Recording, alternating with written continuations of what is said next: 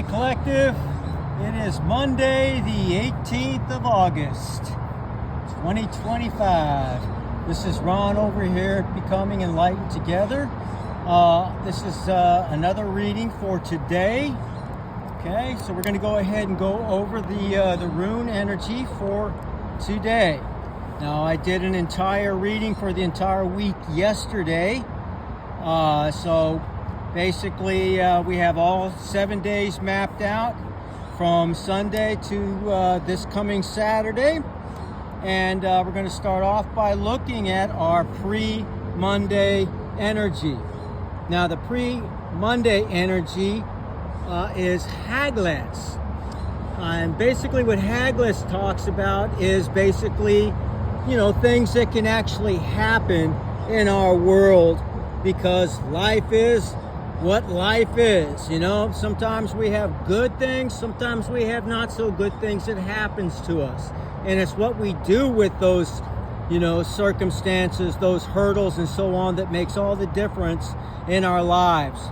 Okay, so it talks about limits and upheavals, risks, delays, shadows, the wrath of nature and uncontrolled forces and weather, uncontrolled unconsciousness, testing of some kind and trials, controlled crisis that leads to some type of completion and inner harmony. Okay, so very similar to a few of the other runes that we've been looking at over the last couple of weeks. It talks about both negative and positive aspects in our reality, and basically that the negative is only our perception. It often leads to a potential or perhaps an ability to learn something from that. Now, what our overall energy for the week is Algiz. Now, Algiz basically talks about friendship. It talks about the soul and optimism. It talks about aspirations and shielding. It talks about protective nature, an urge to protect or shield others as well as oneself, being fortunate. Basically, it's also used for warding off of evil and defense. It's used as a reminder of your connection with the gods, an awakening, getting in tune with your higher self. Okay. It also talks about intuition and basically to make sure that you keep hold of all your successes, earned or won. Okay, it's hard to see the rose quartz. They don't always land exactly flat on the ground, but you can see it looks like a peace sign. And as I always remind people, it's what Winston Churchill basically made famous, and he was an initiated druid during World War II. Okay, so that's the overall energy. Now, our energy that we pulled for today, for Monday, is Tiwaz. Now, this is the god Tyre, who's the great sky god of justice and righteousness, things of that nature.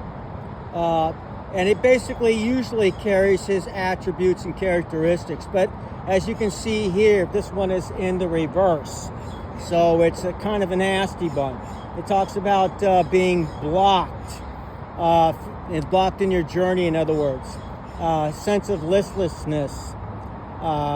Questionable motives, blocked energy, blocked creativity flow, mental paralysis perhaps. Talks about over-analysis, basically spinning your wheels, a sense of injustice, either those given out or actually experiencing yourself, an imbalance of some type, physically, mentally, or spiritually. Failures, dwindling passion, and dwindling resources as well. So it's not a particularly good energy that we're looking at as far as the energy for today overall. Now, some of the influences we got, not so bad. We have Berkana here to the left, which is in the upright, and it talks about the birch goddess, Birchka. Now, the birch tree is looked at as being, holy, if you will, in the Nordic belief systems, and it's associated with at least 4 different goddesses. Freya, nonetheless, which is the wife of Odin himself, Freyja, Hel, and Iduna. Those 4 goddesses, at least, and perhaps even more of the pantheon, are related to Birchka, or to the birch tree, if you will. So what it means is birch goddess, the birch tree, of course. It talks about purity, the great mother, fertility. It talks about spiritual growth. It talks about liberation, regeneration, a sense of renewal and new beginnings, growth, arousal of desire, love affairs.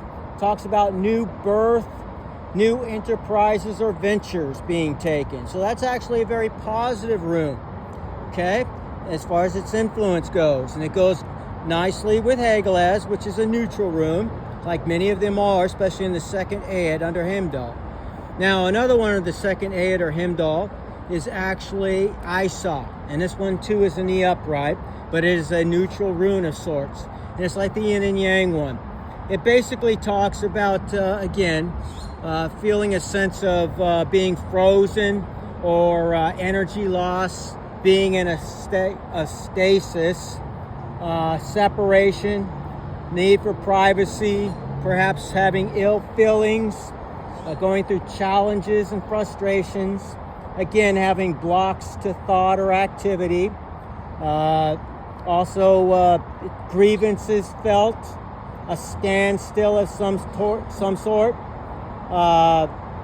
seeking clarity and going within is basically recommended when you pull this rune in the upright.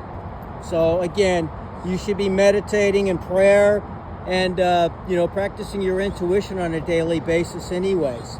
Now, our past energy was Tiwaz. And Tiwaz, again, is the god Tyr's rune. I may have already said this because it's looked at in the reversal here. That's Tiwaz in the reverse. Tiwaz, come on, focus for me, baby. Tiwaz in the upright. These rose quartz ones are hard to see in my phone.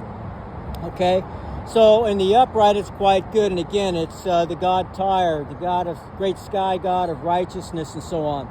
And it talks about his attributes of being a warrior. All the gods and goddesses are warriors, okay? So it just comes with the territory. But it also talks about the ability for self-sacrifice.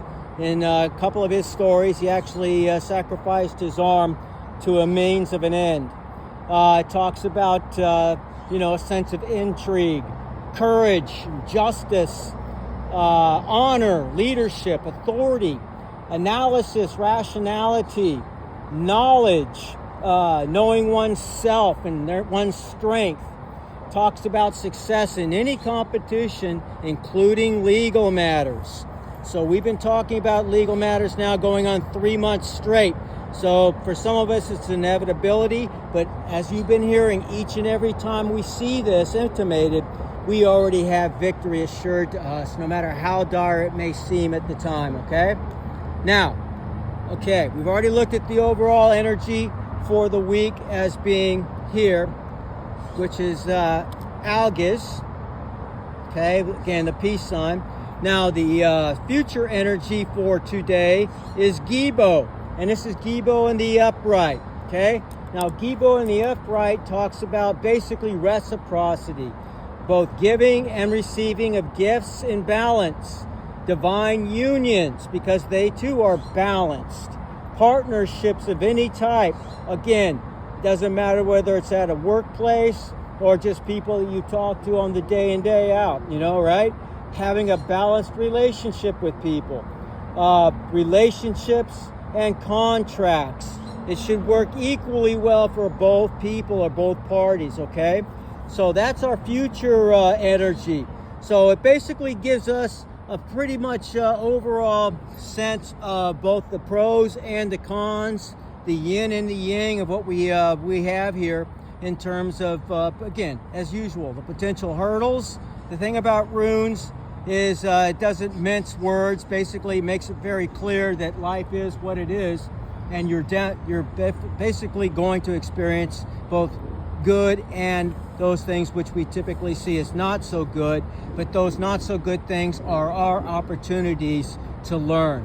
And that's what it's teaching us here.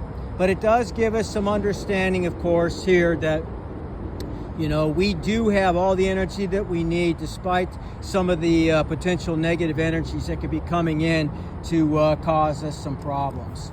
All right, so I'm going to leave that there. I got to keep these short because my technology has not been cooperating with me lately. But I hope this is beneficial to somebody out there. If you have any questions, any concerns, you need prayer or anything of that nature, just go ahead and hit me up. I respond to everybody who you know, basically leaves a comment to me, okay? Otherwise, you guys take care of yourselves. I love you all, and you know, stay victorious. And then I'll see you in Valhalla in the far distant future, you know, Lord willing, okay? All right, take care, collective.